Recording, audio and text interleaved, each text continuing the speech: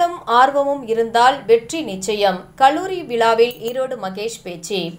கோவை ரத்தினம் கலை மற்றும் அறிவியல் கல்லூரியில் அனுகிரகா என்னும் தலைப்பில் இளங்கலை முதலாம் ஆண்டு மாணவர்களுக்கான வரவேற்பு நிகழ்ச்சி நடைபெற்றது.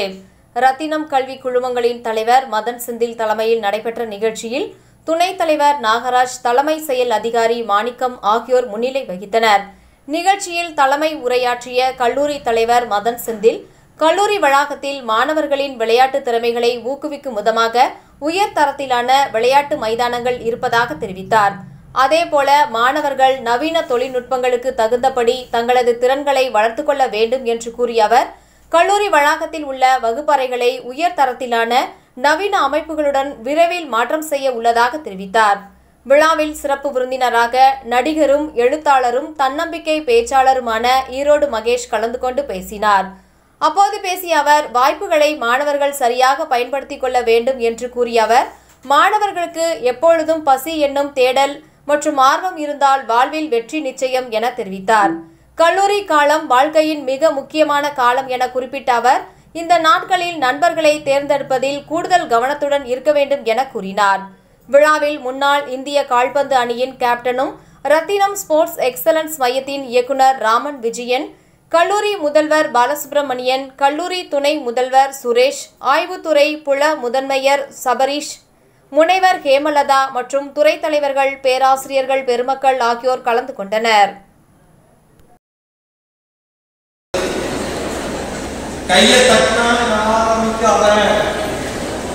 அப்படின்னு சொல்லுவாங்க, ஒரு சின்ன பயம்.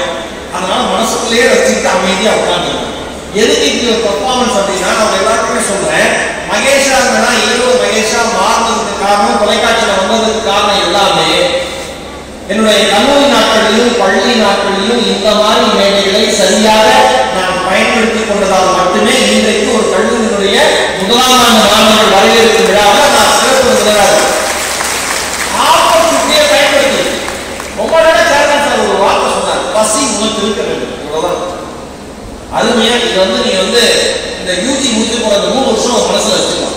இதே ஆழத்தை போட்டு வச்சுக்கலாம். உங்களுக்கு இந்த ஹங்கர், இந்த தேவை, இந்த பசி, அந்த பசி பெரும் தீ உங்க மனசுக்குள்ள இருந்தா மட்டும்தான் நீங்க அடுத்தடுத்த லெவல்ல அச்சீவ் பண்ணவே முடியும்.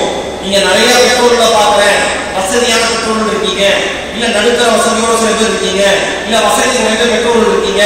இங்க இருக்கிற எல்லா பசங்களுக்கும் பொண்ணுங்களுக்கும் புதுசா சேர்ந்த ஸ்டூடெண்ட்ஸ்க்கும் ஒரே ஒரு வார்த்தையை சொல்றேன், உங்க அம்மா அப்பா ராஜா மாதிரி ராணி மாதிரி வாழ்ந்தாங்களான்னு தெரியாது. உங்க அம்மா அப்பா ராஜா மாதிரி ராணி மாதிரி வாழ்ந்தாங்களான்னு தெரியாது. ஆனா தனக்கு பிறந்த குழந்தைகளை ராஜாக்களாக ராணிகளாக வளர்ப்பதற்கு மட்டும்தான் பெற்றோர்கள் ஆசைப்படுகிறார்கள். அவன் இளவரசனா வந்தனும் இளவரசியா வந்தனும், இதுதான் பெற்றோருடைய ஆசையே.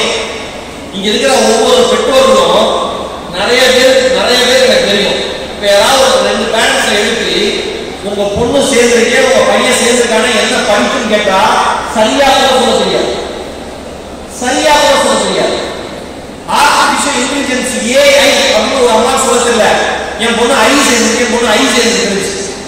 ஒரு காலேஜ்ல ஏஐ கூட சொல்ல தெரியாத அந்த தாய் தான் அந்த பொண்ணை ஆர்டிபிஷியல் இன்டெலிஜென்ஸ் படிக்க வைக்குது.